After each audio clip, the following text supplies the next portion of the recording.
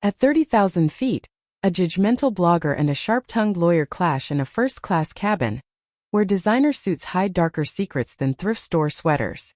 What starts as a snarky debate unravels a billion-dollar scandal, buried lies, and a photo that could destroy a legacy. This is the flight where arrogance meets justice, and neither walks away unscathed. Fire before we expose the truth. Smash that subscribe button and hit the bell, because this story is turbulence you won't want to miss. The hum of the Boeing 787's engines faded into a muted drone as Lucas Grant settled into his leather seat, his gaze sweeping across the first-class cabin. Another flight, another parade of the elite, he thought, adjusting his Rolex. His eyes lingered on the woman beside him, Audrey Sinclair. Her faded jeans and oversized sweater clashed with the sea of tailored suits and silk scarves. A paperback copy of To Kill a Mockingbird lay open on her lap, its pages dog-eared and weathered. Thrifty, he mused, or just careless? Lucas prided himself on reading people. His viral blog, The Art of Judgment, dissected strangers' lives through their attire, their gestures, their choices. To him, first class was a gallery of curated identities. And Audrey? She was a smudge on the canvas. Champagne, sir. The flight attendant's smile was polite, her tray glinting under soft LED lights. Lucas nodded, then turned to Audrey, who declined with a quiet water, please. He raised an eyebrow. You know, these seats cost more than most people's monthly rent. Yet you're dressed for a garage sale. Audrey didn't look up. And you're dressed for a shareholder meeting. How's that working out for you? The jab caught him off guard. He leaned closer, cologne sharp, voice laced with mock concern. Let me guess. Coupon codes? Thrift store hauls? You strike me as the type who waits for Amazon Prime Day. For the first time she met his gaze. Her eyes were the color of storm clouds, unreadable. Savings aren't about poverty, Mr. Grant. They're about knowing what's truly valuable. A man across the aisle cleared his throat. Audrey Sinclair? The stranger in a navy suit squinted. You're the lawyer who took down that pharmaceutical CEO last year. The one with the offshore accounts. Lucas froze. The name Sinclair echoed in his mind. A ghost from a scandal that had nearly crippled his family's company. But before he could speak, Audrey snapped her book shut. Privacy is a virtue, she said coolly, and the man flushed, retreating into his seat. Lucas's pulse quickened.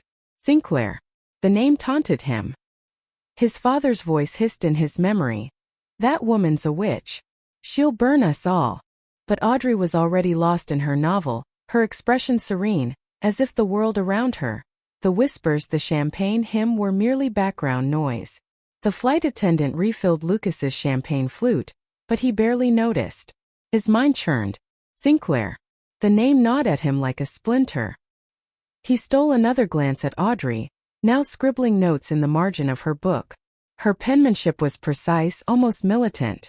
So, he drawled, swirling the golden liquid. You're the type who travels with a paperback. No e-reader? No save the trees tote bag. Audrey didn't look up. You're the type who critiques strangers to feel superior. No shame? No self-awareness. A woman in the row ahead turned, her diamond earrings catching the light. Excuse me, Miss Sinclair. I read about your case against Viridian Pharma. The CEO's in prison now, right? Audrey's jaw tightened. I'm sorry, I can't discuss ongoing. Viridian. Lucas interrupted, leaning forward. Wait. Wasn't that the company that funded my father's charity gala last year? The cabin seemed to still. Audrey finally set her pen down. Your father. Charles Grant. Ah, so you've heard of him. Lucas smirked, though his pulse quickened.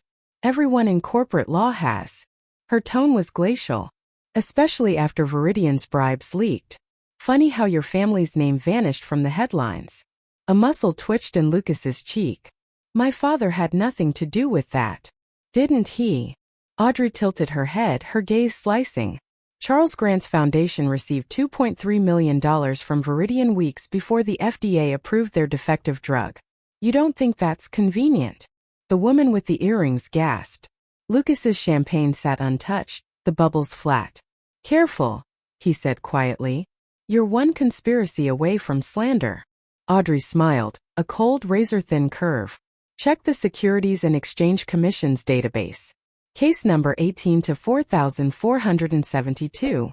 Then tell me I'm wrong. Silence hung like a guillotine blade. Lucas's mind raced. 18 to 4472. He'd heard that number before. His father's hushed phone calls, his mother's tearful pleadings to settle quietly. A flight attendant's voice crackled over the intercom, announcing turbulence.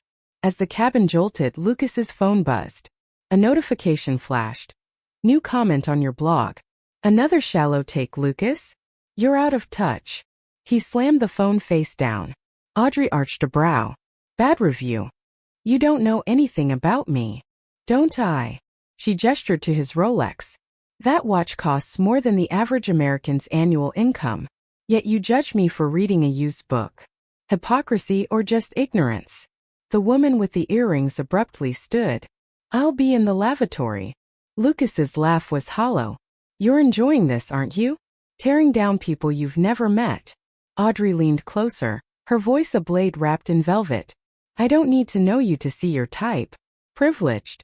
Performative. You write about reading people, but you only see what flatters your ego. And you? He shot back. What's your excuse? Hiding behind a book like it's armor. For a heartbeat her mask slipped. A flicker of something, regret? Anger crossed her face. Then she opened her novel again, the pages trembling faintly. Unlike you, she said. I don't mistake cruelty for clarity. The plane dipped suddenly, oxygen mask swinging as turbulence rattled the cabin. Lucas gripped his armrest, but Audrey remained motionless, her fingers tracing a passage in her book. People don't hate arrogance because it's wrong. They hate it because they see themselves in it. The man in the navy suit returned, clutching a tablet. Miss Sinclair, I just checked the SEC database. Case 18-4472. It's your name on the whistleblower report. His voice trembled with awe. You're the one who exposed Grant Enterprises' ties to Viridian. Lucas's vision blurred. Grant Enterprises. His father's empire. The same company he defended in blog posts, memes and cocktail party rants. Audrey closed her book. I'd appreciate it if you kept this to yourself. Kept it to himself? Lucas laughed, a jagged sound. You've been sitting here this whole time knowing who I am? Knowing what you did? Knowing what I uncovered? She corrected. Your family laundered bribes through that charity gala. You called it philanthropy. I called it fraud. A woman in Chanel tweed gasped. You're the one who bankrupted them? Not bankrupted, Audrey said softly. Reformed. And only after they ignored 3 years of warnings. Lucas stood, towering over her. You destroyed my father's reputation. Our employees lost pensions. Your father destroyed himself, she interrupted, finally meeting his gaze. I simply showed the world his ledger. The bribes. The offshore accounts.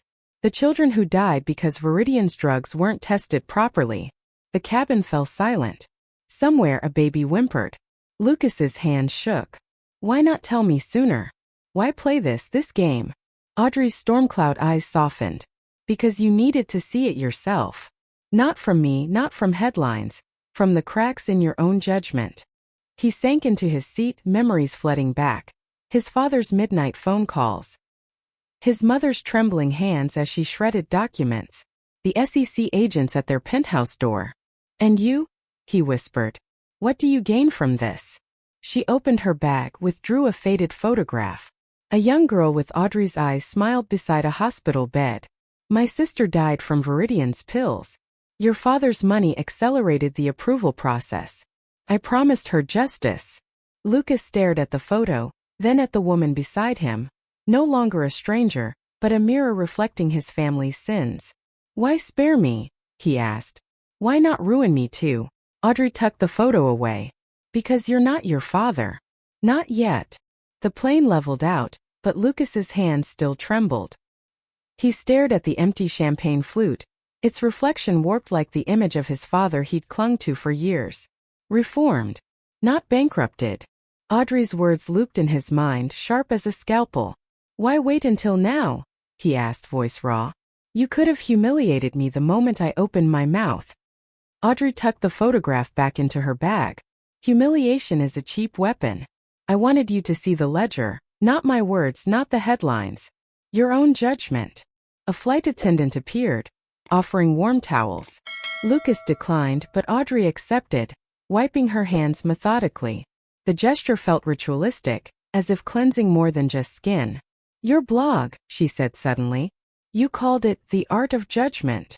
It's just observations, he muttered. Observations. She gestured to the first-class cabin. You wrote that a woman in a $10,000 dress is ambitious, but a man in a hoodie is unemployed. That a teenager with a skateboard is a delinquent, but a CEO with a Rolex is successful. Lucas stiffened. I never. You did, she cut in. You reduced people to stereotypes because it made you feel safe. But safety's an illusion when you're too busy judging to see the truth. The man in the navy suit leaned forward again, clutching his tablet.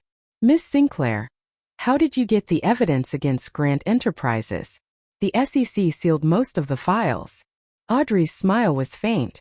Your father didn't just bribe officials, Lucas. He threatened whistleblowers. Silenced them. But he forgot one thing.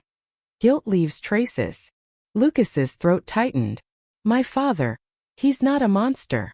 Isn't he? Audrey tapped her book. You quoted Atticus Finch in your blog once. You never really understand someone until you climb into his skin and walk around in it. Yet you've spent years reducing people to caricatures. A memory surfaced. His father's hands stained with ink from shredding documents, shouting, Protect the family name, Lucas. No matter the cost. Why my family? He whispered. Why not let it go? Audrey's gaze softened. Because your father's crimes hurt real people. A child died every month Viridian's drugs stayed on the market. And you perpetuated the myth that wealth equals virtue. Lucas slumped in his seat. The Rolex felt heavier, its weight a chain. Apologize to them, Audrey said quietly. Not to me. To the families who lost everything. To your employees who trusted your name. And if I don't? She shrugged. Then you're no better than him. The plane descended into Austin's haze, but Lucas stayed frozen in his seat, Audrey's business card burning a hole in his palm. Contact me when you are ready to make things right instead of apologizing. Her words echoed louder than the engines. He opened his laptop, fingers hovering over the delete button for The Art of Judgment.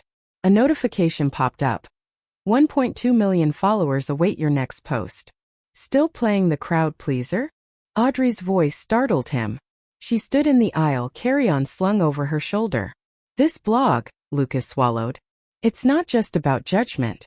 It's about understanding. She paused, her gaze piercing. Then why did you write about my sweater? My book? You didn't try to understand. You just labeled me cheap and moved on. Lucas flinched. I'm sorry. For everything. For my father. For. Audrey held up a hand. Save it. Apologies don't rebuild pensions. They don't resurrect the dead. The weight of her words crushed him. Then what do I do? Her storm cloud eyes softened. Start with the truth. Write about the SEC case. Expose your father's crimes. Let the world see the ledger you ignored. And if I do? Then maybe, she said, tucking a stray curl behind her ear, you'll stop being a mirror of his mistakes. The flight attendant announced final boarding. Audrey turned to leave, but Lucas caught her wrist, a reckless, desperate gesture. Why help me? He asked, voice breaking. After all I've done? She gently pulled away. Because you're not him. Not yet. At the Austin terminal, Lucas stood before a sea of reporters. His father's face flashed on a screen. Grant Enterprises. A legacy of philanthropy. He stepped forward, microphone in hand. My name is Lucas Grant. And I'm here to tell you the truth about my family. Audrey watched from a distance, her expression unreadable. Will Lucas Grant burn his family's empire to ashes, or become the villain he swore he'd never be? The answer lies in a single SEC case number, and a choice that could rewrite his fate. Stay. Because next time we're diving into the courtroom, where the real trial begins.